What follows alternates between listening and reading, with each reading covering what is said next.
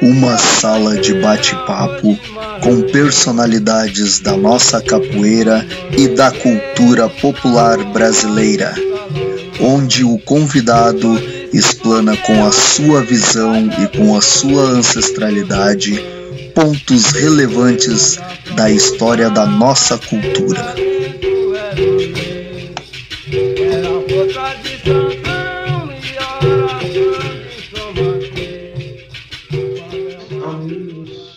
Boa tarde, amigos e amigas das redes sociais, do Facebook. Sejam bem-vindos a mais um programa, mais uma tarde de muito conhecimento e de muito saber. Neste momento já estou colocando a nossa entrevista em modo público para que todos possam ter acesso.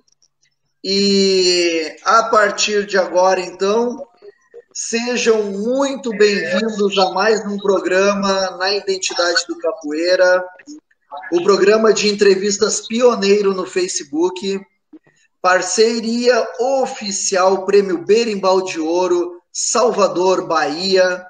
E no programa de hoje, eu e Mestre Dunga convidamos uma personalidade que tem muita história para contar. Mestre Sidney, de Santo Amaro, repórter, jornalista, historiador, vai falar tudo sobre a sua trajetória na capoeira e histórias do recôncavo baiano. Seja bem-vindo, Mestre Dunga, seja bem-vindo, Mestre Sidney. O Mestre Dunga agora vai fazer sua fala inicial e já vai apresentar o nosso convidado.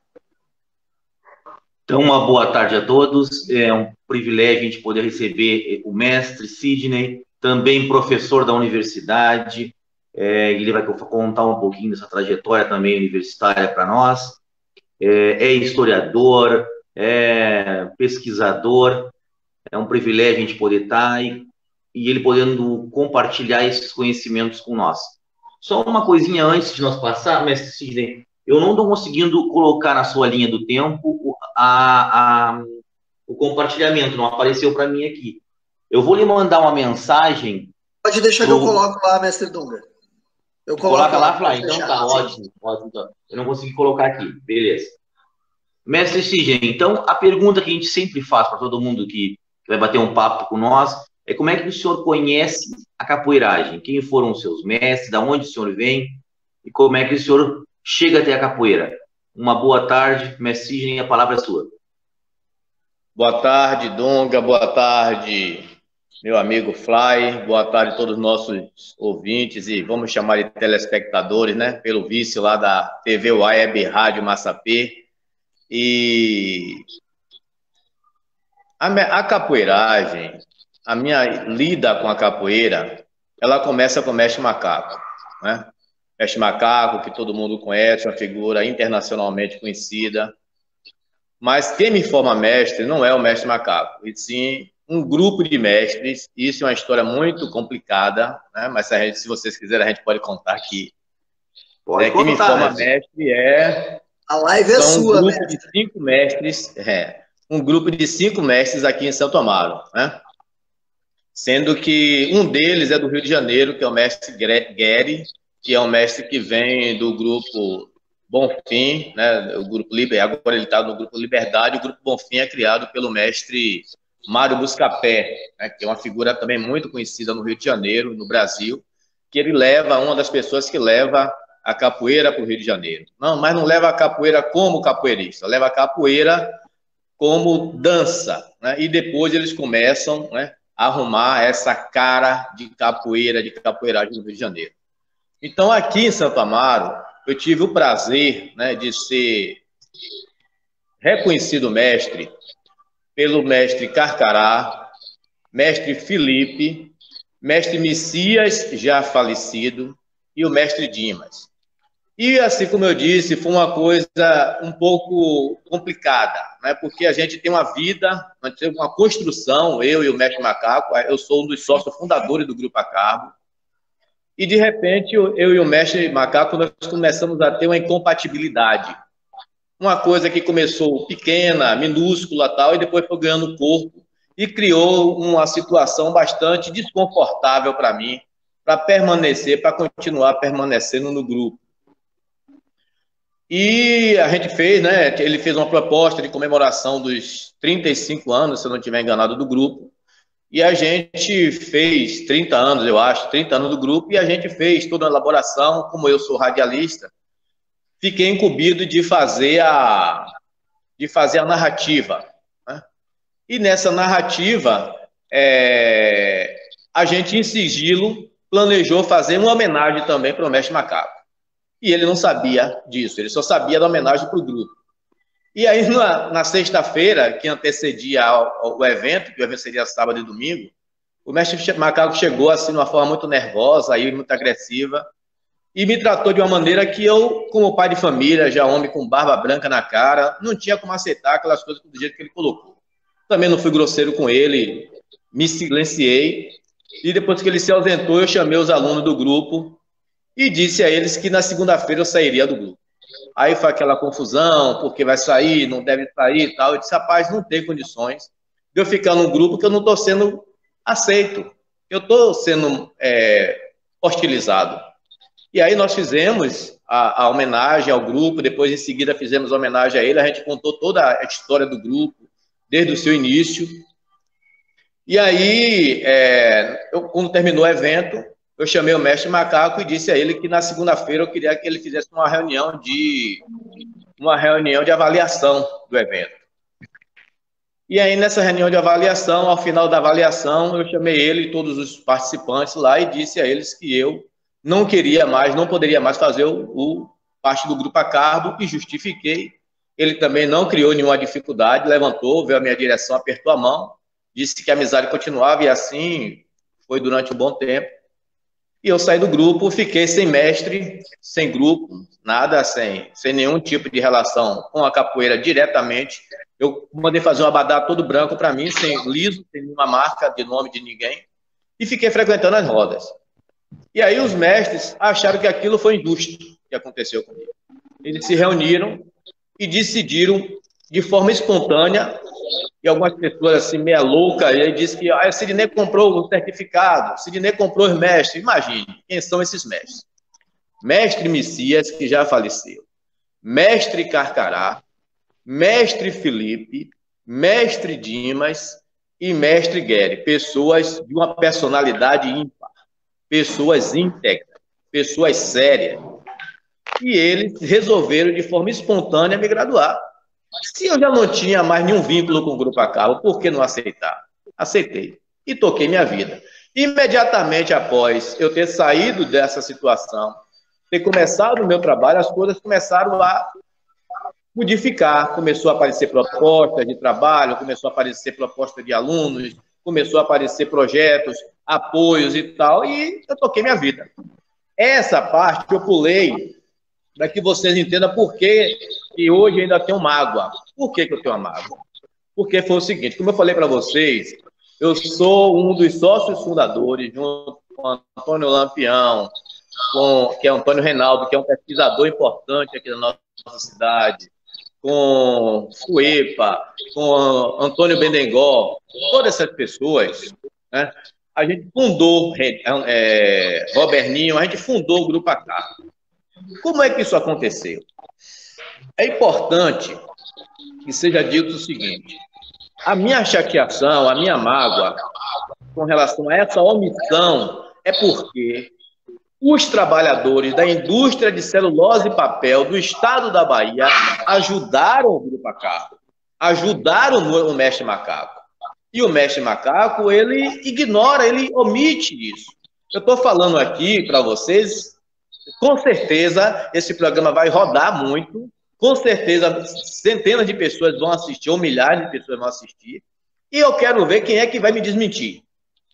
Então aconteceu o seguinte: o Mestre Macaco, ele dava aula para mais ou menos 20 pessoas, de 15 a 20 pessoas no Grêmio.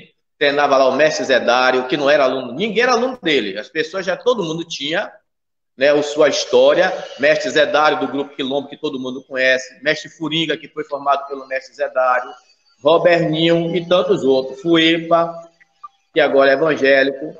Essas pessoas treinavam, né, com o mestre Ferreirinha e depois foram para o mestre João. Saíram do mestre Ferreirinha e foram para o mestre João. E o mestre João morreu assassinado. Pronto. Ficou sem mestre. Acabou, ninguém tem mestre. Eu ainda não fazia parte do grupo. O mestre João morrendo, se reuniram eles e foram todos para o Grêmio. E lá no Grêmio eles resolveram que tinha que ter um mestre. E naquela época não tem mestre. Eles graduaram, eles se reuniram e graduaram o mestre Macaco, como contramestre, cordel verde e branco. E aí foi na época que eu tive, é bom e interessante que a gente tenha documentos e datas, porque às vezes as pessoas falam. Outro dia um aluno meu que me chamou a atenção com relação a essa questão de tempo, de datas. Não sei se vai dar para ver.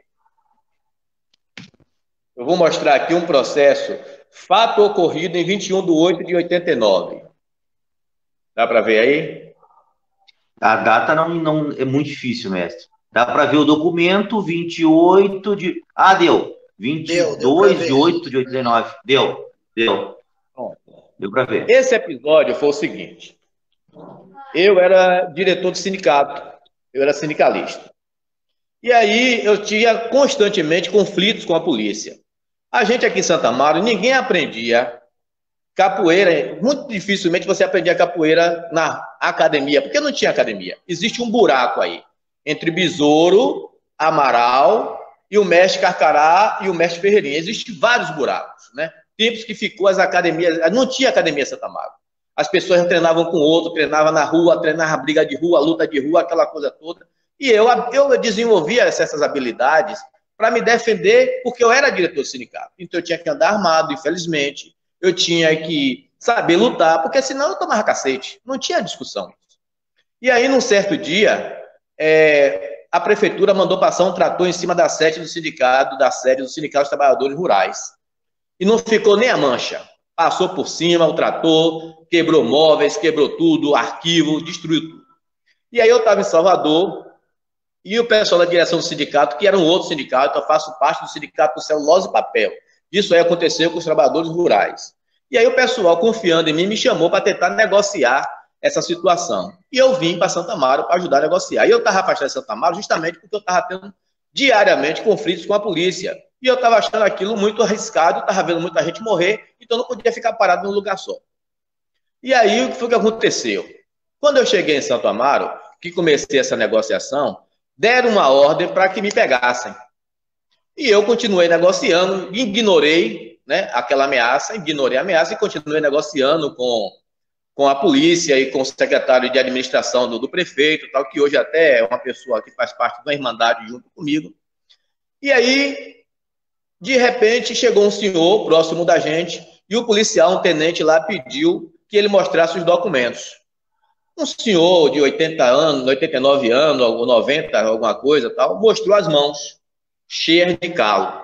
O policial deu uma tapa nesse senhor, uma idade já bem avançada, esse senhor caiu no chão, e eu aí não aceitei aquele desaforo e disse para ele: rapaz, desde a hora que eu comecei esse trabalho aqui, que você está me provocando, que você está me insultando, está cuspindo no meu pé, botando no pé para eu cair, e eu não aceitei sua provocação, mas isso que você fez aí agora é uma covardia. Você bater num homem de 90 anos, você deveria bater num jovem igual a você, numa pessoa que tivesse condições de se defender. Quando ele veio para cima, a gente se defendeu. Não vamos entrar em detalhes aqui, mas a gente se defendeu. E o mestre Macaco estava na prefeitura, na parte de cima, e assistiu toda essa luta.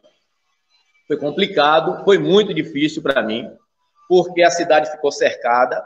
Vieram a polícia de choque de Feira de Santana, vieram a polícia de choque de Salvador, para me levar de qualquer jeito. A gente sabia que eu não ia chegar em lugar nenhum, que eu ia morrer no meio do caminho. E aí, como a gente tinha muita influência aqui na cidade, a gente conversou com o governador e o governador mandou me soltar. Na época, o governador era Valdir Pires, que todo mundo conhece, chegou a ser ministro da Previdência Social. E aí, depois desse processo todo, que eu fiquei preso, mas fui solto, eu procurei o mestre Macaco, depois de alguns dias, por isso que eu mostrei aqui a data de 89, e disse ao mestre Macaco que eu queria fazer capoeira, porque eu aprendi luta de rua. Mas luta de rua é uma coisa inconsistente, é uma coisa solta, não é um karatê, não é um fukotak, não é um taekwondo, não é uma grego-romana, que eu até já passei por alguma dessas lutas. Mas eu queria aprender a luta brasileira, que é a capoeira. E ele aceitou e me perguntou o seguinte: você quer aprender capoeira para quê? Eu disse a ele: o senhor viu a situação e eu quero me defender. O que eu quero é isso. É tanto que eu era muito cobrado porque eu não descia. Então, meu jogo era sempre em pé. E as pessoas até hoje: por que você só joga em pé? É o vício, a questão da luta. Então, a luta tradicional capoeira, ela é em pé, ela não vai descer. Como é que eu vou fazer um rolê? Eu vou fazer uma queda de rim na frente do meu adversário, eu vou tomar um chute na cabeça e vou correr. Então, a minha jogo de capoeira ela é muito em pé. Hoje eu tento descer com uma certa dificuldade, mas tento. Mas a luta que eu aprendi era em pé. Até porque todas essas pessoas que conviveram comigo da luta também jogavam assim. Se você olhar, quem já viu o mestre Zé Dário jogando, é em pé o tempo todo. O mestre Zé Dário é isso aí. É em pé o tempo todo. Ele não desce para nada. Malmente faz um AU. Mestre Carcará, a mesma coisa. Malmente faz um AU. Então, essa que era a luta tradicional de São Paulo. E aí ele me aceitou, o mestre Macaco me aceitou, a gente começou a fazer, né, esse trabalho. E posso tocar, continuar? Não, pode sim. Claro, eu ia justamente perguntar Então, um pouquinho sobre os mestres de Santo Amaro, quem são as referências mais antigas de Santo Amaro. Mas o senhor está falando também, então só dentro da sua fala dê uma expandidinha um pouco mais para a gente entender quem são os mestres de Santo Amaro. Bom, eu vou concluir aqui. Aí o que é que aconteceu? A gente foi lá para o Grêmio, onde era o lugar onde todo mundo se reunia, e eu precisei viajar para São Paulo. Quando eu voltei de São Paulo, não tinha mais o Grêmio.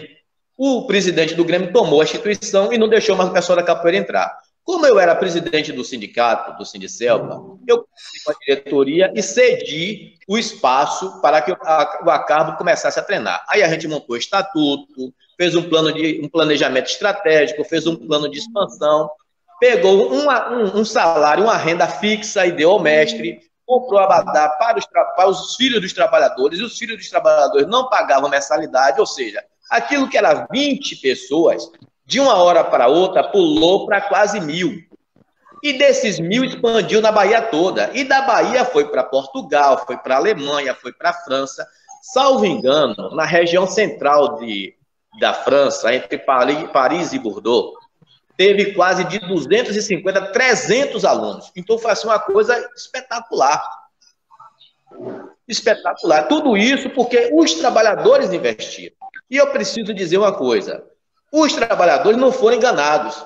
Eu não disse uma coisa e fiz outra, eu disse para eles o que é que ia acontecer. Não, pessoal, nós vamos apoiar um mestre de capoeira, porque a luta da capoeira é uma luta que tem tudo a ver com a gente. Porque hoje nós somos trabalhadores, mas os nossos antepassados ontem foram escravos. Então eu fiz a ligação, os trabalhadores apoiaram. Então por que vai omitir isso? Vai esconder uma história tão bonita dessa? Então eu preciso registrar isso sempre. Não quero flores para mim, não quero foguete para mim, não. Eu quero que os trabalhadores sejam justos, as pessoas sejam justas com os trabalhadores. É isso que eu queria colocar. Show de bola, mestre. Não, eu gostaria que o senhor pudesse expandir essa questão dos mestres aí do recôncavo. Fala, Contramestre Flávio, por favor. Mestre, eu não consegui colocar o link na sua linha do tempo. Não sei porque eu não estou mais como seu amigo ali. Então, tenho certeza que eu não excluí o senhor. Então, pode ficar tranquilo. Então, eu peço para algum amigo do mestre que esteja olhando, se puder só copiar o link do vídeo e colocar lá na linha de inclusive, eu posso mandar, eu envio o link para alguém, se alguém precisar. Porque assim, eu tive olhando também, eu também não consigo colocar na sua linha do tempo. Eu posso enviar o seu link. Eu não sei se o pessoal vai conseguir.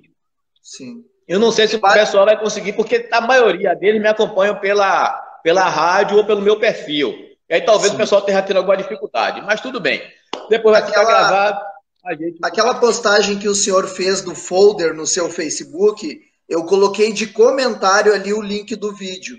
Então, se alguém puder colocar na linha do tempo do mestre ali, a gente agradece. Tá. Mestre, então assim, eu gostaria que o senhor desse uma pincelada sobre os mestres mais significativos de Santo Amaro, né? Que eu vejo como um celeiro aí cultural do nosso país e um pouquinho no recôncavo, expandido de Santo Amaro para o recôncavo baiano. Por favor, mestre. Tá bom. Como é de memória, pode ser que eu cometa alguma falha, mas vamos aqui. Perfeito. Primeiro, ter que começar pelo mestre Besouro, né? Pelo mestre Besouro, de uma grande relevância. Depois eu venho para o mestre Asa Branca, né, que foi o mestre do mestre Ferreirinha. Tenho que me lembrar da família do mestre Popó, Vavá, Vivi. O mestre Vivi foi o mestre do mestre Carcará e do mestre Felipe. Eu não posso esquecer da elegância de Zezinho e de Aloísio, que eram filhos do mestre Popó e eram capoeiristas do maior nível, né, a qualidade muito grande. Não posso esquecer do mestre Limão, né, que era um capoeirista, segundo as histórias, né, que eu vi pouco Limão, né? Eu tenho 58 anos, vou fazer 59 anos, tenho idade para isso, mas não acompanhei muito, né? Eu assisti as rodas de capoeira no 2 de fevereiro, no 13 de maio, no Bembé do Mercado, na Festa da Purificação, então eu vi poucas vezes, mas era um excelente jogador de capoeira, muito habilidoso, e era, assim, uma majestade na rasteira, né? A rasteira era com ele. Não posso esquecer do mestre Ferreirinha. Aí no mestre Ferreirinha eu abro um parêntese para dizer o seguinte: aqui em Santo Amaro ninguém valorizava o mestre Ferreirinha. É tanto que ele perdeu muitos alunos. Eu, na minha santa ignorância, já fui acabar a roda do mestre Ferreirinha, que até hoje eu tenho que pedir perdão por isso, porque foi extrema estupidez o que nós fizemos naquela época. E depois, né, a gente veio descobrir os valores do mestre Ferreirinha. E que ele não tivesse valor, mas foi um desrespeito você ir para uma roda de um mestre, porque aqui em Santa Maria tinha essas loucuras. Uma academia ia acabar com a roda do outro, um aluno querer insultar o aluno do outro, isso é uma coisa desnecessária e inaceitável. Então, quando eu vi os vídeos do mestre Ferreirinha no YouTube, em Rio Grande do Sul, em Santa Catarina, eu fiquei deslumbrado pela quantidade de pessoas que estavam ali aplaudindo ele e valorizando o trabalho dele. Então, hoje, né, a gente enxerga o erro de ontem. Voltando a essa classificação dos mestres, né, essa lembrança dos mestres, o mestre Felipe, pela sua grandiosidade dentro da musicalidade, né? O mestre Felipe, todo mundo sabe que ele não tem alunos, né? Ele sempre viveu dentro da roda da capoeira, mas não tinha alunos. O mestre Carcará, né, também, que é uma pessoa que tem nome no Brasil inteiro e até fora do Brasil. Mestre Álvaro Papa Capim, mestre Zedário, mestre Brandão. Existem alguns mestres que eles só são enxergados por nós, capoeiristas de Santa Amaro, e que tenham acima de 48 anos. Porque houve um tempo que a capoeira de Santa Amaro, eu tenho dito para meus alunos que foi o seguinte: parece que pegaram a capoeira de Santa Amaro, botaram dentro de uma ostra, e pegaram essa ostra, botaram dentro de um balde, e pegaram esse balde e botaram uma tampa. E a gente ficou ali, sem saber o que estava acontecendo lá de fora, e ninguém sabia o que estava acontecendo aqui. Eu assisto boa parte dos seus programas, mestre Dunga e contramestre Fly.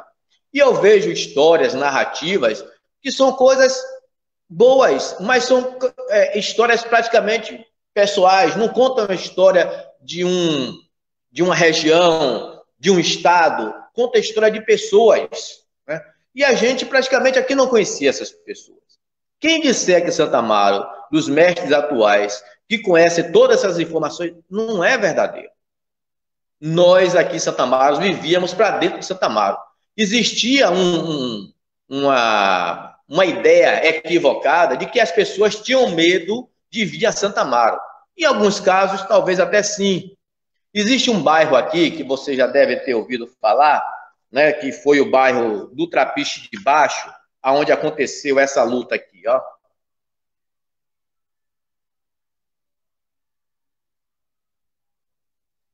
Besouro contra 12 homens. Meu amigo, sinceramente, para o cara entrar ali no Trapiche de Baixo, ele tinha que ter sangue no olho, porque o negócio era complicado. Para passar do Tamarideiro dali para baixo, não ia. Era tido como terra de índio. Ninguém tinha coragem de ir ali.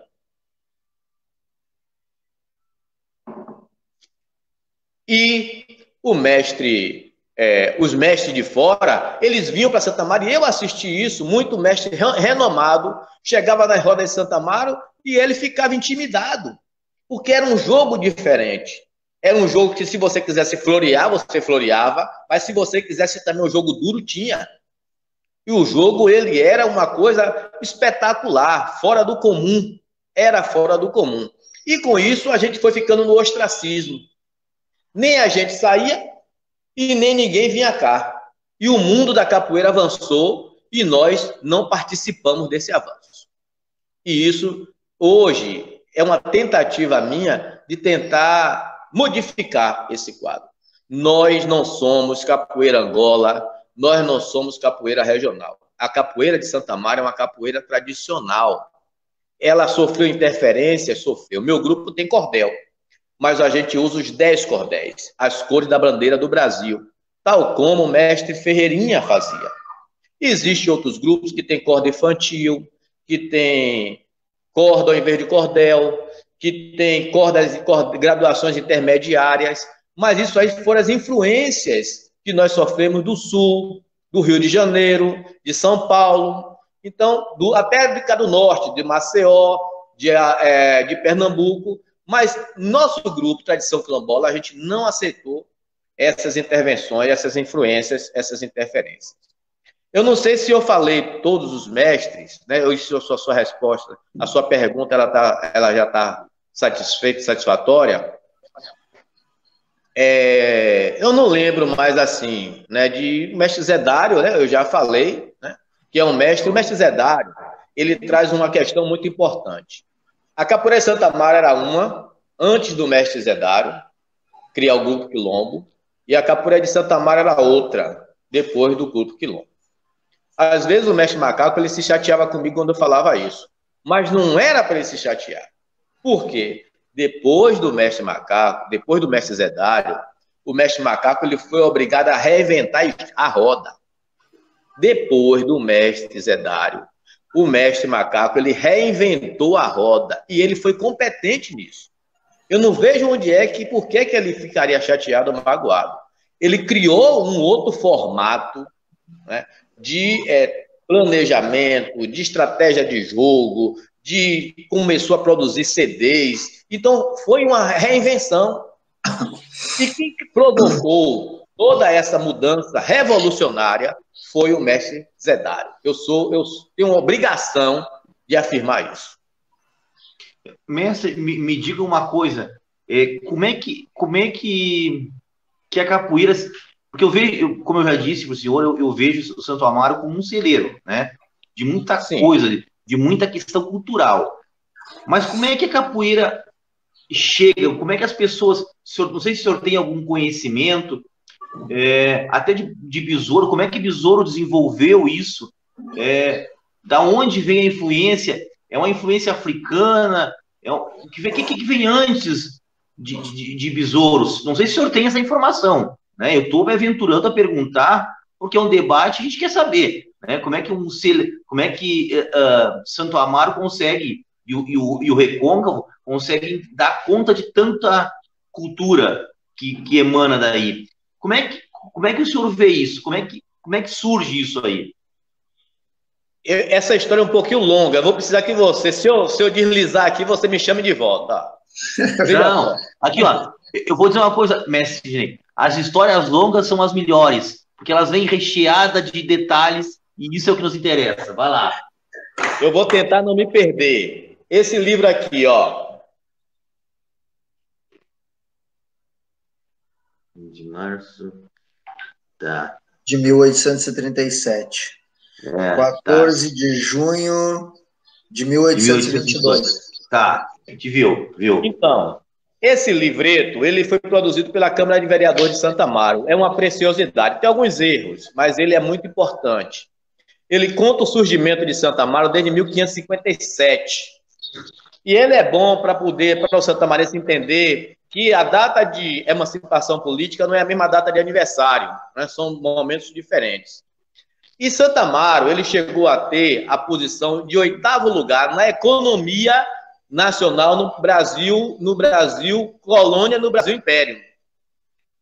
Enquanto São Paulo estava em 20º lugar, ou seja, Santo Amaro tinha como dizer, uma força maior economicamente e população maior do que São Paulo, nesse passado.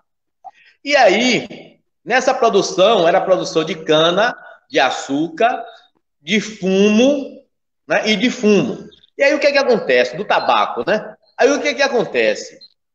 Santo Amaro produzia cal também. Santo Amaro consegue, né, ter uma extensão territorial imensa, imensa. Perto de Feira de Santana era Santo Amaro. Depois de Terra Nova, sendo que Terra Nova também era Santo Amaro, Teodoro Sampaio era Santo Amaro, Salbara era Santo Amaro, uma dimensão imensa, muito grande. E aí, por que tinha todo esse território? Para produzir cana-de-açúcar, para produzir fumo, né, o tabaco. E aí, precisava de muita gente. Só que as pessoas que estavam aqui eram pessoas negras, pessoas vindas da África. E esses homens, eles sempre estavam nas guerras, nas batalhas, como falou o mestre Máximo, na Guerra do Paraguai, só que o mestre Máximo, ele pulou uma etapa importante.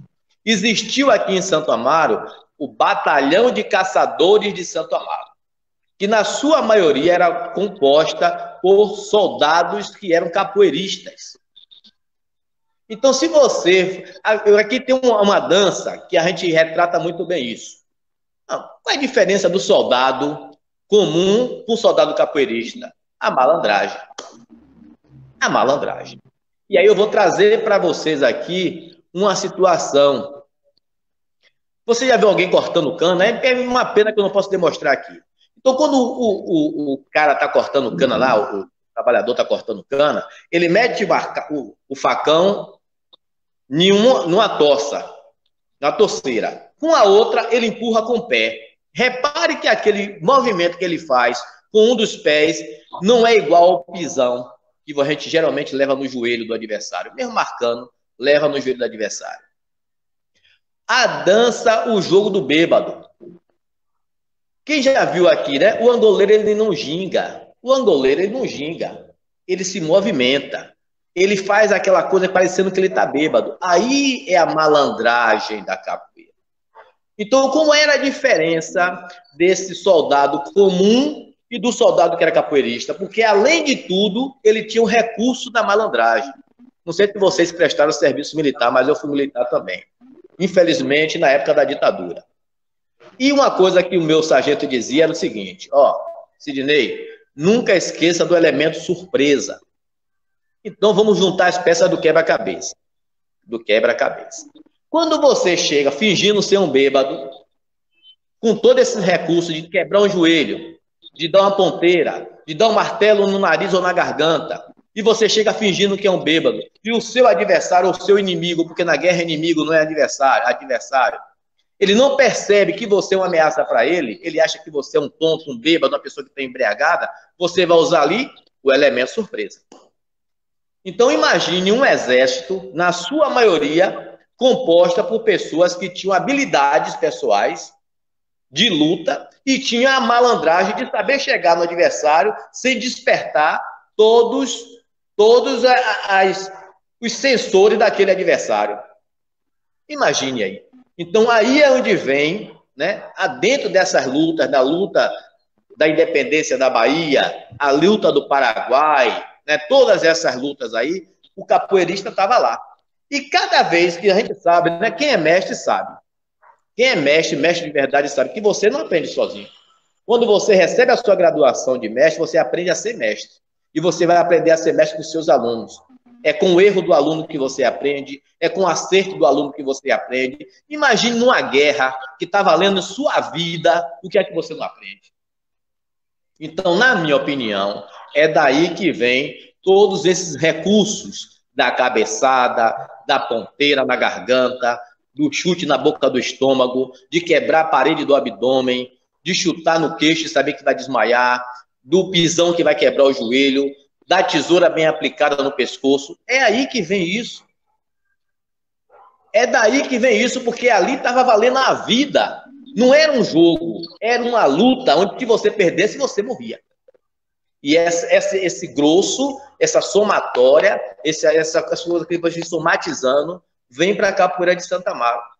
E o homem do recôncavo, ele começa a entender que ele pode desarmar o outro com a navalha, ele pode desarmar o outro com uma faca, ele pode desarmar o outro com um espadim, ele pode desarmar o outro com 2 tiros, uma carreira, com a pistola, porque na guerra ele fez isso.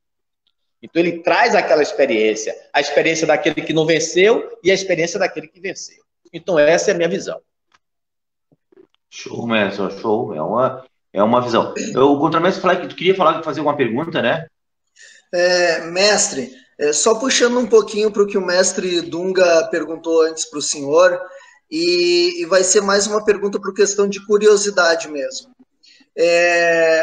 Tem muitas pessoas que até hoje, quando se ouve falar no recôncavo baiano, lembra só de Santo Amaro, São Félix, Cachoeira, que são as cidades que são mais citadas no caso, né, na capoeiragem. Sendo que o recôncavo ele tem, eu acho que 19, 20 municípios, não sei se ainda constitui isso ou se tem mais agora, isso o senhor pode me corrigir. Teve alguma outra cidade do recôncavo que também se destacou com a capoeira e onde teve grandes capoeiristas? O senhor pode citar para a gente? Cachoeira, São Félix, Maragogipe, o que mais? Muritiba, São Francisco do Conde. Esses homens andavam juntos até bem pouco tempo, vamos dizer aí 30, 40 anos, segundo as histórias do mestre Carcará. Candeias ela está mais para a região metropolitana, mas ela está a 35 minutos daqui de Santo Amaro. Então, segundo o mestre Carcará, todo mundo se reunia nessas rodas, dessas cidades. Eles se conheciam muito. Mestre Petróleo, por exemplo. Então, o que acontece? Vou aqui colocar uma questão interessante, como você falou aí. Eu estava em Berlim, algum tempo atrás, e o mestre Laércio, que é angoleiro, não sei se vocês conhecem, o mestre Laércio, ele tem 25 anos de Europa e tem 21 academias na Europa. Em Portugal, em Berlim, em Frankfurt, em Colômbia. Então, ele é um cara que já está com um trabalho consolidado. E ele aí, quando ele me viu, eu acho que duvidou que eu fosse de Santo Amaro. E aí começou a me fazer várias perguntas, né, sobre o recôncavo. E o que convenceu ele de que eu era do recôncavo foi quando eu falei de Maragogipe. Por que Maragogipe? Maragogipe existe uma relação muito direta com Santo Amaro e com Cachoeira, porque tem a Feira do Porto de Cachoeira, que é o grande São João do Recôncavo. Acontece em Cachoeira e a maioria do material vem lá de Maragogipe. Maragogipe tem um distrito chamado Nagé.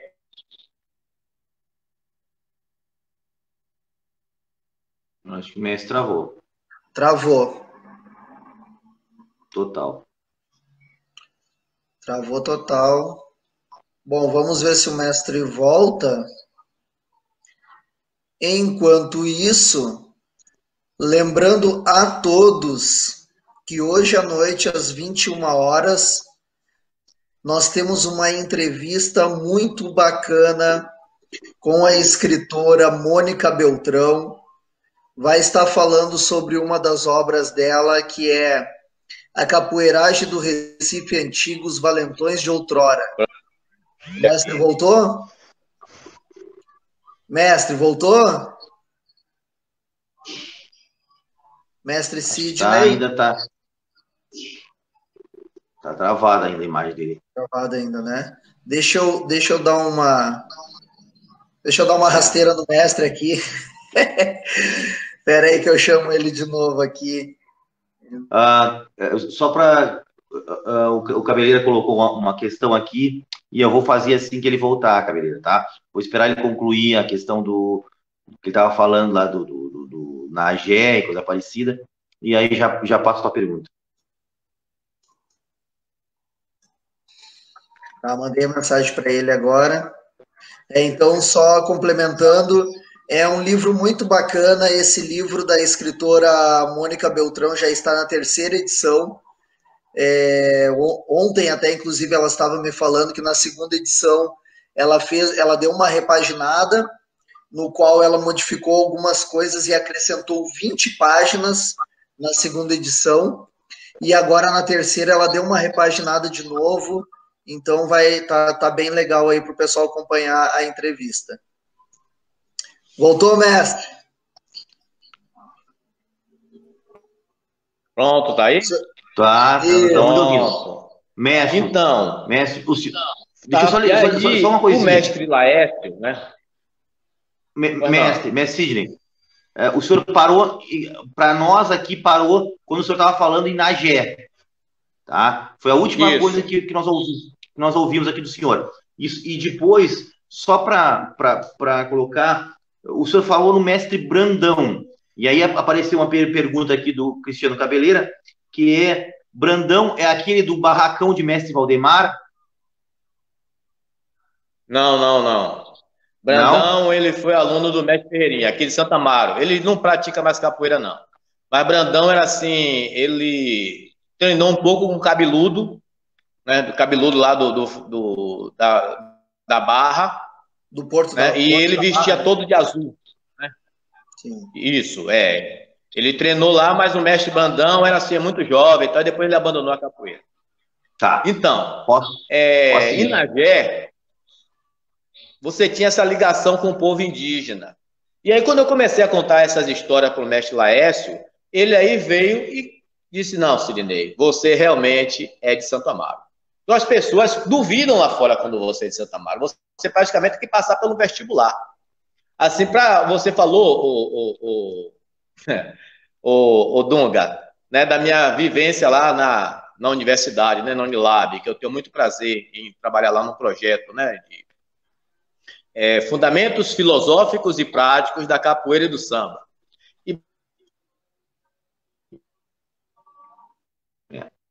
Para eu ser admitido, o meu projeto ser admitido lá, eu fui sabatinado quase só, me perguntando, conferindo, porque... Oi? Voltou? Não, eu tinha travado essa imagem. Sim, voltou. Voltou? Voltou, mestre, pode continuar. Então, às vezes as pessoas pensam que somente elas têm as informações. Eu tenho aqui esse livro. Ah, sim. Emília Biancardi. Nesse livro, você conhece esse livro, Dunga? Alguém aqui, numa das entrevistas, já nos mostrou ele, né, Flávio? Sim. Quem foi? Tu lembra quem foi? Esse livro fala muita coisa interessante. Eu creio até que foi o Roxinol. Ele fala muita coisa interessante sobre Santa Amaro. Isso. Ele fala muita coisa interessante sobre Santa Amaro, sobre o maculelê tradicional de Santa Amaro. Então, às vezes, é um equívoco as pessoas pensarem que só ela tem o saber, só ela sabe, só ela conhece. Não. O saber está aí, você pesquisa, você conversa, você discute, você vai trazer informações, vai compartilhar essas informações. Por exemplo, tem um toque aqui em Santa Amaro que ele foi durante muito tempo, ele foi procurado, mas só 2 ou 3 pessoas tinham essa informação de como é que batia esse toque. É o Santa Amaro invertido. Já ouviu falar? Não conheço. Santo Amaro invertido. Né? Aí o que acontece? Qual é a lógica disso tudo? O mestre, Diga. Oi. Se o senhor tiver um birimbau aí e fizer o toque, eu agradeço. O senhor não tem um birimbau aí? Eu tenho um birimbau aqui, mas eu vou ter que armar. Os alunos faltaram, eu mandei os alunos vir aqui para me ajudar, mas a gente pode tentar armar aí. Então, beleza. O Santa Amaro invertido, só tinha 2 pessoas aqui em Santa Amaro que batiam esse toque. Mas um dia, eu curioso, fui procurar ele na internet, não achei. E aí eu fui procurar pela pessoa que executava o toque. Mestre Gato Preto de São Brás. Encontrei o toque. A gente já tinha visto esse toque aqui, executado pelo mestre Adó, e a gente começou a praticar o toque aqui em Santa Amaro. E para minha curiosidade, Há quanto tempo esse toque está lá na internet? Aí na internet não, desculpe. Ele está gravado. Há mais de 50 anos ele já tinha sido gravado. E quantas pessoas tinha visualizado lá no YouTube? Menos de 40. Ele estava escondido e escondido dentro da própria internet. Então, às vezes, as pessoas acham que é importante isso de esconder as coisas. Se você me der um minutinho, eu vou pegar o berimbau ali, vou tentar armar ele aqui para a gente continuar conversando. Pode ser assim? Claro. Só um minuto. Enquanto isso, vou passando a nossa agenda. O contramestre Fly, só um pouquinho, deixa eu fazer um negócio aqui enquanto o mestre monta ali, ó. Claro.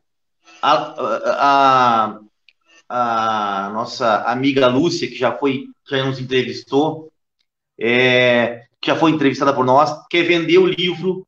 Cabeleira, entra em contato com a Lúcia. Lúcia, o Cabeleira quer comprar o livro, hein? Eu quero Lúcia, 10% é do programa aqui, tá? Por fazer o negócio. Vê se vocês fecham. Eu até, se o Cabeleira conseguir o livro, também quero dar uma olhadinha no livro. Me interessou. Porque o nosso maculelê sempre foi diferente de tudo que nós vimos. E eu vejo que ele se aproxima muito mais desse maculelê que era raiz do que esse do maculelê que está acontecendo aí, que o pessoal usa saia. Pelo que eu vi, o pessoal não usa saia no maculelê raiz. E até depois a gente vai querer que o mestre Sidney possa falar um pouquinho sobre isso. O maculelê de Santa Mara era calça de saco. Calça de saco, isso. Pois é. Olha, Cabeleira, se tu comprar o livro... Depois ele evoluiu para calça de tergal. Certo. Nós fazíamos assim. E, na verdade, não era uma calça de tergal. Na verdade, nós não fazíamos com abadá. A gente fazia com uma calça de tergal. Uma calça dessas mesmo. Que era meia canela, né, atada na canela, até a calça. Diferente. Lúcia, 10% do valor do livro é meu. A gente está fazendo um negócio aqui, ó. Mestre, possa tocar. Fique à vontade. Deixa eu falar aqui um negócio com vocês sobre a questão do berimbau. Dá para ver aqui? Dá para ver. Fique à vontade, então. Bom, não sei se vai dar para você ouvir bem aí. Tá dando para ouvir bem?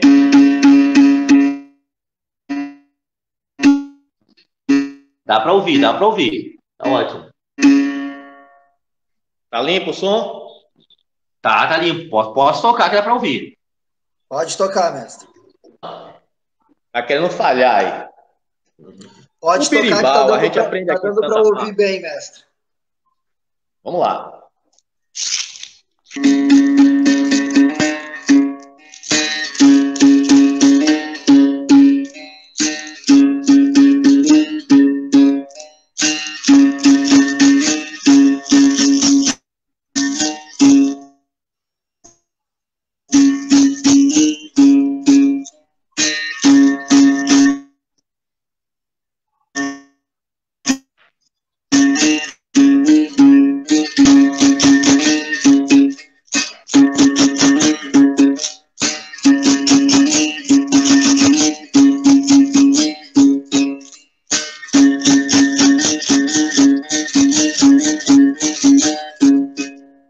A essência do toque é esse aí. Deu para ouvir bem? Deu para ouvir bem. Deu para ouvir, mestre Douglas? Deu para ouvir. Deu para ouvir. Eu até queria saber do pessoal que está assistindo. O pessoal que está assistindo, conseguiram identificar o toque? Conseguiram ver o toque? Cabeleira, tu que está falando comigo, eu estou respondendo algumas perguntas aqui também. Fico mandando para vocês. Mas Sidney travou de novo.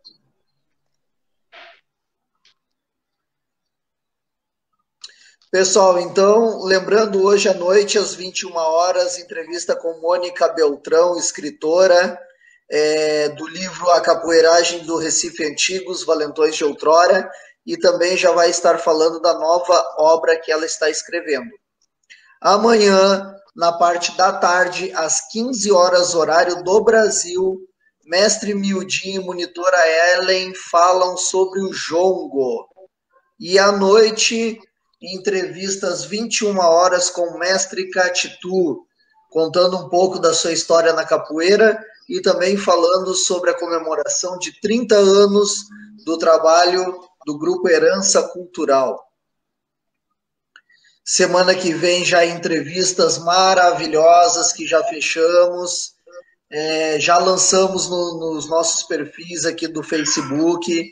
Na segunda-feira à tarde teremos mestre César da Casa Acervo de Capoeira. É muito legal a entrevista com o mestre, tem muita história para contar. E à noite a gente retoma a entrevista com o mestre Polaco, que ontem a gente teve um probleminha, tivemos que encerrar antes, a gente retoma essa conversa com o mestre Polaco na segunda-feira. Na terça-feira temos o mestre Itapuã, discípulo de mestre Bimba, com a participação do mestre Júnior Orca. Na quarta-feira, mestre GG também abre o baú de antiguidades de história dele. Na quinta-feira teremos o professor Bananal falando sobre ritmo e musicalidade da capoeira. E na sexta-feira, a mestre da Lua contando suas histórias também. Voltamos com o mestre Sidney. Mestre Deu para ouvir o Sidney. toque, mestre? Deu. Já também ver. fiz um levantamento aqui, o pessoal viu também. Mestre, algumas outras coisas que eu gostaria que o senhor desenvolvesse mais, falando um pouco mais sobre o maculelê, o que o senhor viu do maculelê, o que o senhor sabe do maculelê, e também foi um pedido aqui da Lúcia, da escritora Lúcia, jornalista, que o senhor falasse um pouco a sua visão de Magangal. O mestre Máximo já contou uma história, mas ela está pedindo mais detalhes, se o senhor tiver mais detalhes sobre besouro e também sobre maculelê. Por favor, mestre.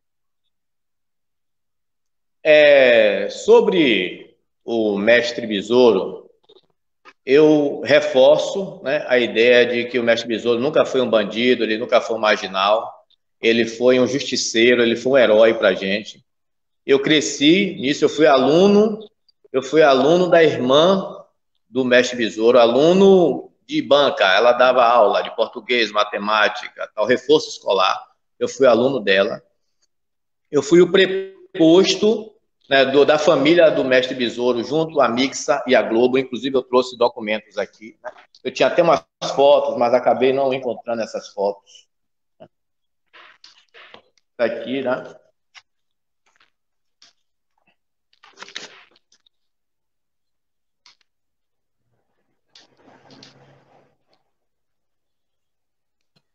Sim, deu para ver, mestre. Mixer. É uma revista? O que é? Mixer. Quem fez a... Eu creio que é a parte da produtora que fez o filme também. Pelo que eu saiba, o Mixer é uma produtora.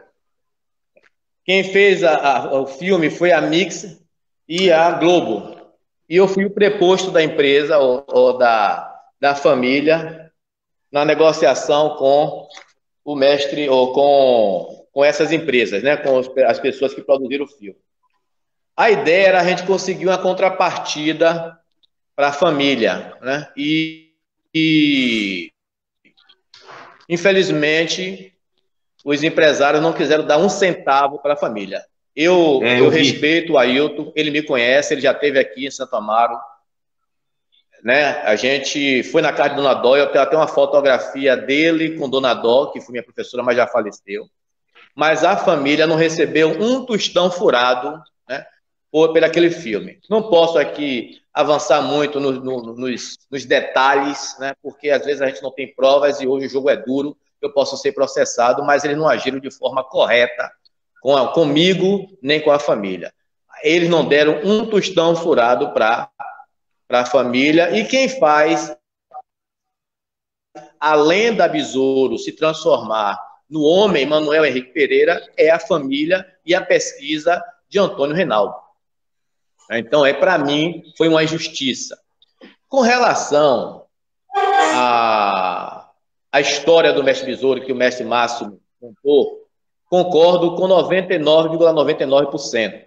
Eu peço desculpas ao mestre Máximo, mas aquela ligação que ele faz, onde o mestre Besouro ele é cortado na barriga e ele vai até São Francisco do Conde, ou vem até Santo Amaro, isso falta uma informação aí. Na verdade, ele não tem essa ligação de rios entre Santo Amaro e São Sebastião. Como ele bem falou, Maracangalha e aquela outra usina que ele citou era lá em São Sebastião. Não existe essa ligação de rios. Segundo o mestre Felipe, Besouro foi cortado ou curado lá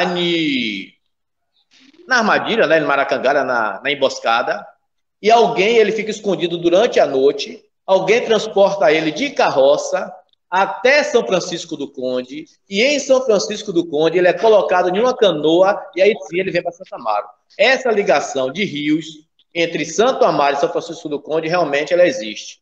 Quando ele falou de que Besouro foi cortado e não furado, e aí ele relaciona isso porque as vísceras de Besouro ficou do lado de fora, eu também concordo com ele, que ele provavelmente foi cortado e não furado.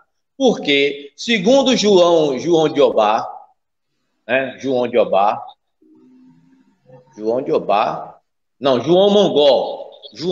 segundo João Mongol, quando o Besouro viu que não ia ser socorrido, João Mongol conta que Besouro começou a pegar as vísceras e quebrar com o dente, partir com o dente para ele morrer logo. Então, isso eu já tinha ouvido falar sobre isso, e Coelho, que foi um cara também que eu conheci do passado, já morreu também. Inclusive, Coelho, ele tinha as mesmas coisas que Besouro. Que Besouro tinha fava da Índia dentro da pele, lia o livro de São Cipriano e tinha um patuá. E Besouro e Coelho todos dois tinham esses mesmos artifícios. Então, todos dois me disseram que Besouro, quando viu que não ia ser socorrido, para acelerar a morte dele, ele começou a pegar os órgãos internos dele, quebrar com o dente, partir com o dente, para morrer. Ele não recebeu socorro, ficou esvaindo em sangue, ninguém ajudou ele, e ele aí no final ele pegava as vísceras e ficava, eu sou Besouro. E aí... Mestre, cortou o seu microfone de novo. Isso, inclusive, do governo federal, pelo Ministério da Cultura, quando foi administrado por Gilberto. E aí, você perdeu aonde aí? Deu uma cortada a hora que o senhor estava falando, que ele cortava com os dentes e falava, eu sou Besouro, eu sou Besouro. É. Alô? Também não peguei aqui. Aí deu uma trancada. Justamente. Então, essa parte... porém, eu discordo dessa ligação de rios entre Santo Amaro e São Sebastião e Maracangalha, porque, na verdade, não existe. Não existe essa ligação aí. Só isso. O restante, eu concordo com ele. Sobre o maculelê, o que nós sabemos é o seguinte. O maculelê de facão, o maculelê esse de saia, de farrapos, ele não era aprovado por Popó. Popó condenava isso, ele não aceitava, inclusive quando ele morreu desgostoso por conta dessa apresentação com o maculelê de facão, né, e o maculelê com saia. Ele achava que o maculelê tinha que realmente ser tradicional. Aqui em Santo Amaro, eu diria que nós temos 3 linhas importantes do maculelê. O mestre Macaco, porque ele realmente é uma pessoa que domina essa questão da cultura popular, com o Nego Fugido, com o maculelê, com o Lindro Amor, com a capoeira, com samba de roda, com samba de viola, com samba chula, ele realmente domina. Porém, existe aspas aí, né? Quando a gente vai tratar do maculelê e como a gente vai tratar do Nego Fugido, a gente tem que lembrar que tem rituais religiosos dentro dessas manifestações culturais. Então, se você não conhece isso com profundidade, é complicado você executar. E o mestre Macaco ele tem sofrido um pouco com isso, no sentido de que as pessoas tentarem mostrar para ele que não deve se fazer se não tiver o conhecimento profundo sobre essas manifestações culturais. O outro grupo que faz muito bem o maculelê aqui são os próprios netos de Popó, né? Que são os filhos do mestre Vavá, que vem com o mestre Ventilador, que está com um bonito trabalho agora junto com o mestre Camisa, e o mestre Pandeiro. E tem também a descendência do mestre Adó. Também é emocionante você assistir, né? Você assistir um maculelê feito pelo mestre Adó e toda a sua riqueza de detalhes. Depois do mestre Adó, vem as pessoas que aprenderam com ele, como o mestre Dundum, de Acupe, e o mestre Caiçara, que também é irmão do mestre Dundum, e também foi aluno do mestre Adó. Então, essas 3 linhas, eles fazem o maculelê com uma perfeição inacreditável. Mestre Macaco, e os filhos, os netos do mestre,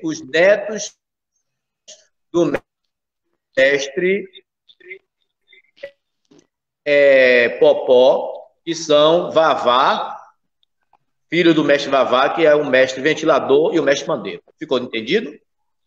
Show de bola, ficou muito bem. E me diga agora uma opinião pessoal. Deu sim, ótimo, sensacional. Me dê uma opinião sua agora. A gente vê muito essa questão de misturar a capoeira com o maculelê, né?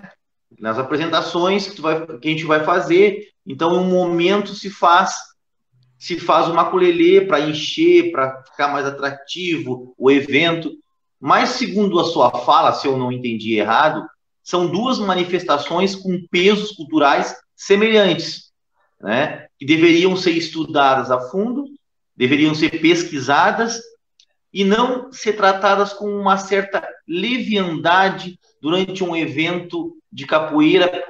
Vamos botar uma maculelê aqui só para encher um pouco do tempo. O que o senhor fala sobre isso? É essa visão mesmo? Perfeito. O maculelê, na verdade, a história do mestre Popó, ela merece um estudo. A história do mestre Popó, ela merece um estudo. Que todo mundo sabe que o maculelê, ele vem da África, né? Ele vem Tiajô, ele vem pelo Barão, né? Ele vem por João de Obá. Então tem todo um conjunto de pessoas, Jorginho do maculelê, que eles entregaram a vida dele para o maculelê, né? Então Maria Muti também, Zilda Paim, aqui de Santo Amaro, que já é falecida. Então o maculelê, ele tem a sua própria história. E a capoeira também tem a sua história. São antagônicos, são polos diferentes. Perfeito que você porque é uma discussão um debate que eu... Inclusive, acrescento o seguinte. Posso falar.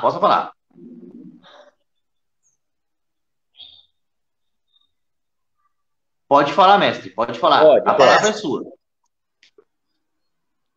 Mestre Sidney, pode falar, pode complementar. Assim, então, veja só, quando as pessoas fazem o maculelê, o cordel não pode aparecer. A graduação, seja corda, seja cordel, não pode aparecer. Geralmente faz sem a camisa, tira a camisa, né? Não faz calçado. E tem alguns detalhes, por exemplo, quando você vai bater a grima, você cruza a perna. Tem um momento de você cruzar a perna para trás, a perna de trás, ela fica num certo estágio. Tem alguns detalhes que só quem conhece, quem veio dessa linhagem, quem conviveu com essas pessoas, sabe esses detalhes. Fazer um salto mortal no maculelê é um crime, isso não existiu. Fazer um salto mortal, uma queixada, uma meia-lua de frente, uma armada de costa no maculelê, isso não existe. Não é possível isso. Então, cada um tem a sua história. Diga, mestre. Não, é exatamente isso. Eu e o Contramestre Fly conversamos sobre isso há um tempo atrás, que a gente achava que se perdia muito da cultura, principalmente do maculelê, quando tu fazia de uma forma leviana em eventos de capoeira. Porque são 2 culturas que têm a sua história, tem as suas peculiaridades, exatamente, e a gente de forma leviana, acrescenta na capoeira. O maculelê acrescenta a puxada de rede. Eu até me arrisco a dizer que realmente, se não fosse a capoeira, pode ser que o maculelê já tivesse desaparecido. Pode ser. Não vou afirmar isso porque não sou estudioso. Mas já ouvi, não sei se foi a própria professora Emília Biancardi falar, que se não fosse a capoeira, provavelmente a cultura do maculelê tivesse desaparecido. Não sei se é bem por aí. Não lembro mais, foi ela que comentou.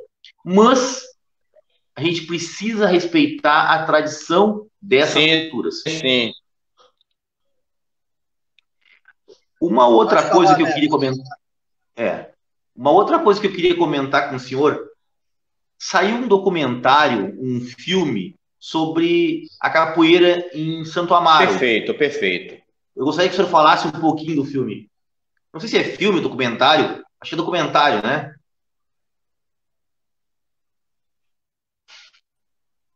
O senhor está nos ouvindo, mestre?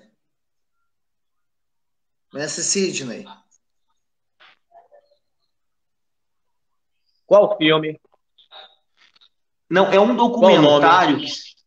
eu não lembro. Mas é sobre a capoeira. Eu tô te ouvindo bem, Fly, mas nunca tá cortando. Qual o nome do filme? Não, é um documentário. É um documentário, mestre. O mestre Dunga não lembra do nome, mas é um documentário sobre a capoeira de Santo Amaro.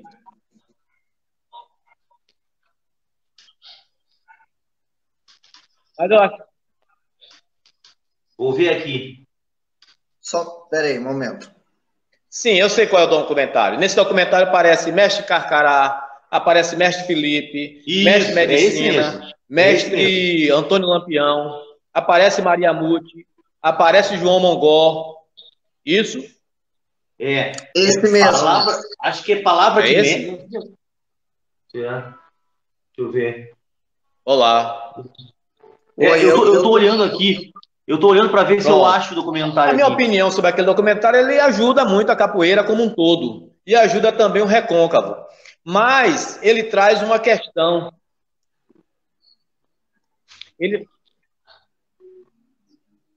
Ele traz uma questão importante, que, assim, num ponto de vista científico. Vamos entender agora o que é que eu quero dizer? Pode falar, mestre. Pode falar. Mas ele levanta uma questão científica, a questão da oralidade. Ele levanta a questão da oralidade, ou seja, se você for prestar bem atenção nas falas de algumas pessoas que estão registrando seus depoimentos nesse documentário, você vai encontrar algumas pequenas distorções, algumas pequenas contradições. Essas contradições é que levam a um descrédito para a maneira de ensino através da oralidade, sem pesquisa, sem fotografias, né? Mas é o jeito que o povo negro aprendeu a transmitir conhecimento. O que é que eu acho que poderia contribuir para ajudar a corrigir isso? É você fazer congressos sobre capoeira, seminários sobre capoeira, sobre cultura popular e registrar isso. Registrar uma linha só onde todo mundo falasse a mesma linguagem. Mas o documentário ele é positivo, ele traz falas importantes, né, registros importantíssimos. Eu só vejo como bom, uma coisa boa para a capoeira e para Santo Amaro também. Show. Eu acho que é isso aí mesmo. Eu tava tentando achar aqui o documentário. É o Palavra de Mestre. É o Palavra de Mestre, o documentário. Eu achei na Beira-Mar, no Beira-Mar TV. É isso aí, é esse mesmo, né? É isso. E o que mais? A puxada de rede, ela tem alguma puxada do xarel, puxada de rede? Ela vem do recôncavo também ou ela tem outra raiz, mestre? O senhor sabe dizer alguma coisa? Ele tá travado? Eu acho que tá. Deixa eu dar rasteira aqui no mestre de novo. Peraí, voltou. Não, voltou. Ah, ele mesmo saiu. Vamos lá. Pessoal, aguardando um pouquinho. Lembrando a todos que é normal, né? Esse horário até que demorou. mas esse horário a internet é complicada mesmo, né? Eu vou ver Hoje, se consigo graças... mostrar uma... o Cabeleira me mandou uma foto aqui Vou tirar aqui meu celular daqui para mostrar para o mestre. Mestre, os senhores estão nos escutando agora? Mestre Sidney.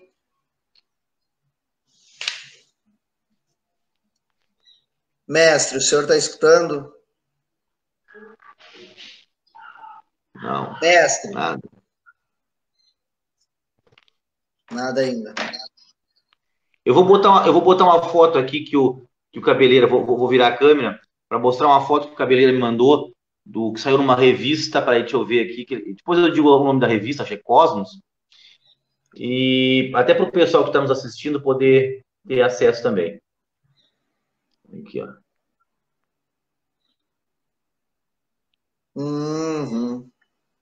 Interessante.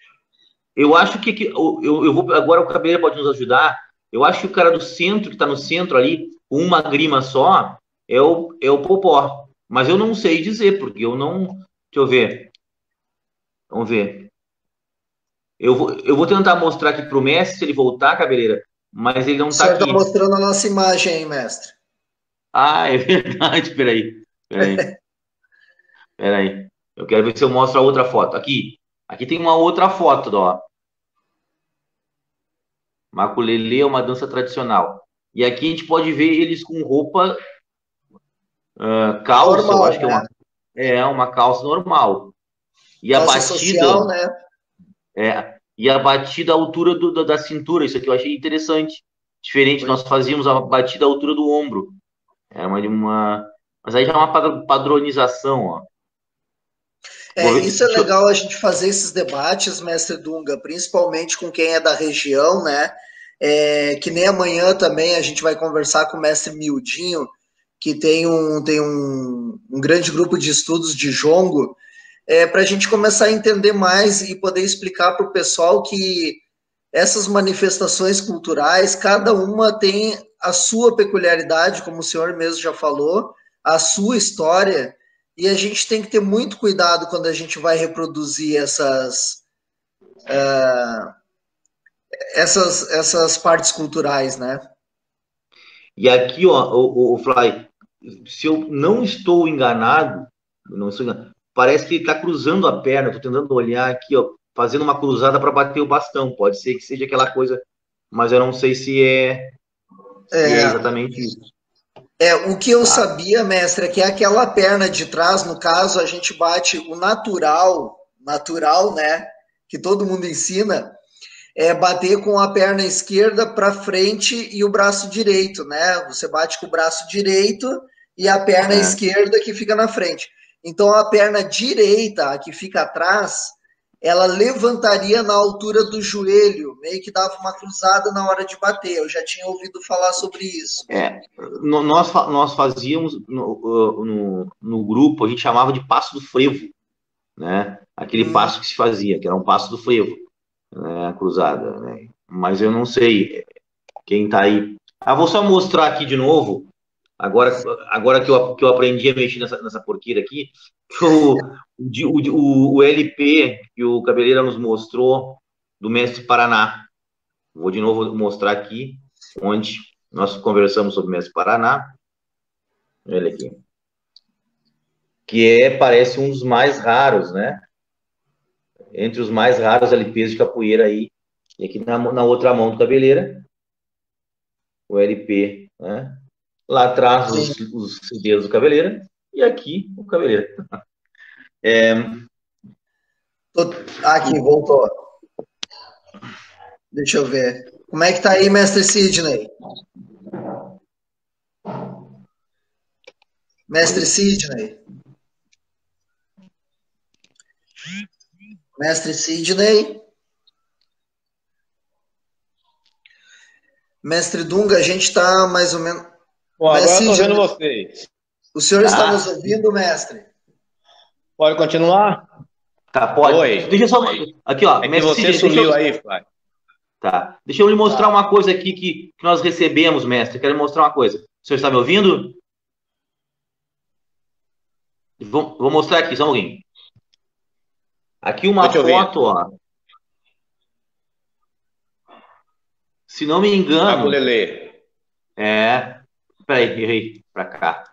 Ó, e esse aqui do centro seria o mestre Popó?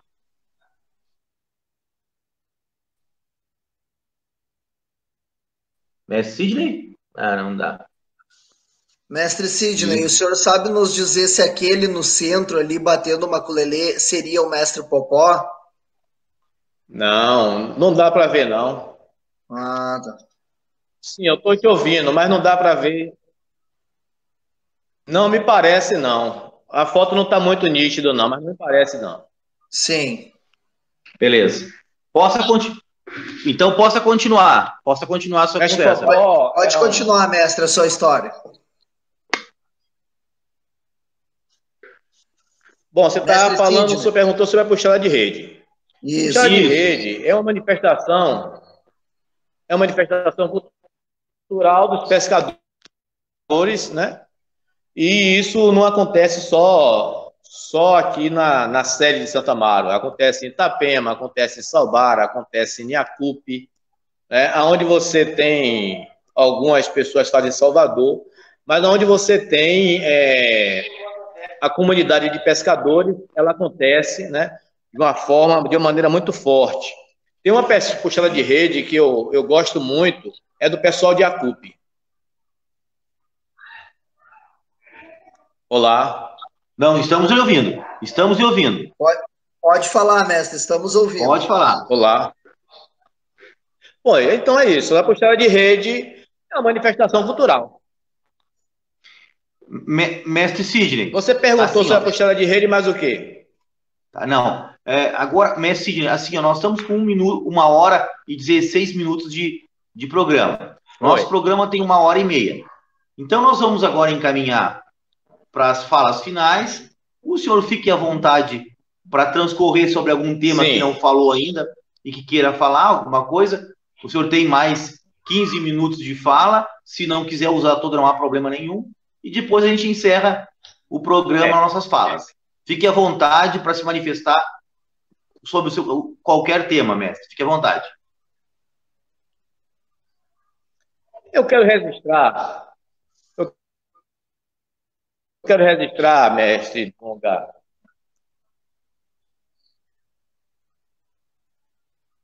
Pode falar, mestre. Pode falar. Estamos ouvindo. Perfeito.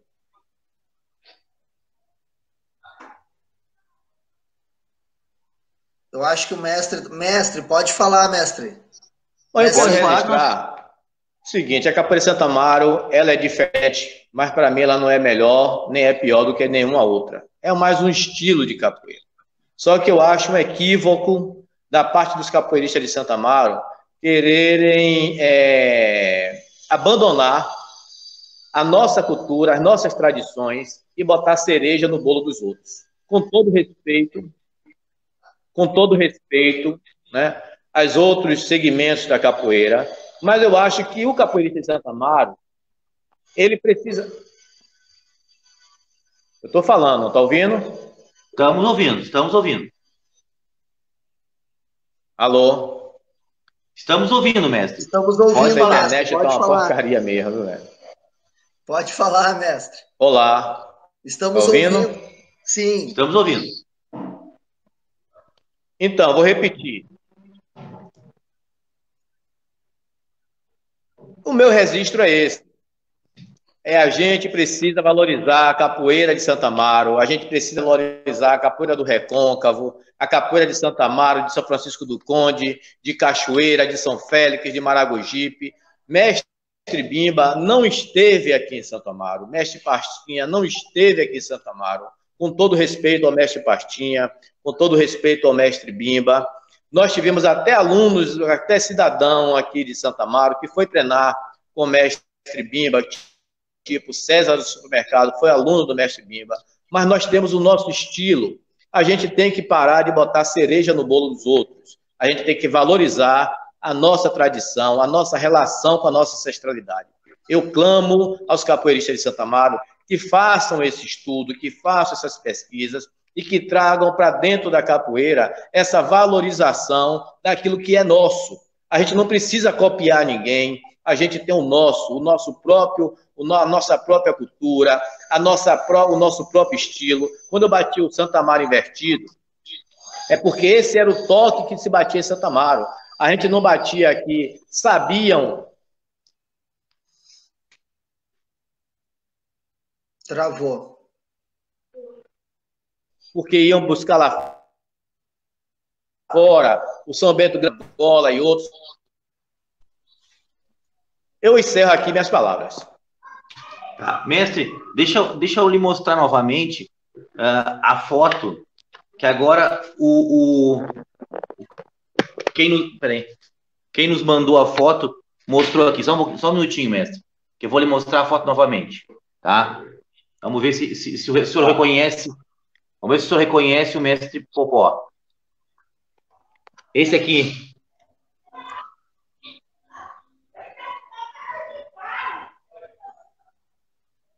Não. Não me parece ser o mestre Popó, não. Se bem que, para mim, a imagem não está vindo muito nítida, mas não me parece o mestre Popó, não. Ah, interessante. Não me parece o mestre Popó, não. Beleza. Ela não está nítida, mas não me parece o mestre Popó. Tá bem, tá ótimo mesmo. A gente está aqui justamente para fazer esses registros, para fazer essas... como é que eu vou dizer? Essa valorização, esse resgate dessa tradição tão importante para nós, que é essa tradição que vem do recôncavo baiano. E eu como faço sempre, gostaria de agradecer, mestre Sidney, por ter partilhado um pouco do seu saber nessa 1h30. Mestre Aí Popó, tá ele? Ó. Mestre Popó e Maria Muti. Tá aí. Um pouquinho Também mais não está nítida, mas essa é a foto dele.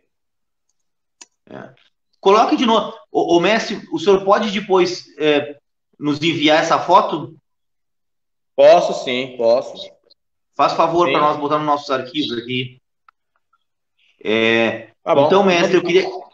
Isso, manda depois. Eu queria agradecer imensamente a sua disponibilidade, o seu tempo com nós, essa sua paciência em trazer esse conhecimento. Muito obrigado. Foi de grande valia. Eu vejo que a gente cada vez mais precisa conhecer tanto Santo Amaro como o Recôncavo como um todo, para poder entender um pouco da nossa história como capoeirista também. Então, mestre Sidney, muito obrigado. Espero que o senhor sempre que puder esteja com nós nos comentários, fazendo interseções ali e interagindo de forma inteligente, como o senhor sempre fez. Muito obrigado, mestre. Contramestre Fly, suas palavras finais para nós encerrarmos o nosso programa. Agradecer ao mestre Sidney pela presença, pelo carinho, pela oportunidade de poder escutar o senhor, mestre. Assim que o senhor também tiver qualquer outro assunto que o senhor queira explanar e debater conosco aqui, a gente está à disposição, tá, mestre Sidney? Muito obrigado a todos que estiveram conosco e hoje às 21 horas mais uma entrevista. Obrigado, mestre Dunga. Valeu, gente. Obrigado. Abraço. Obrigado.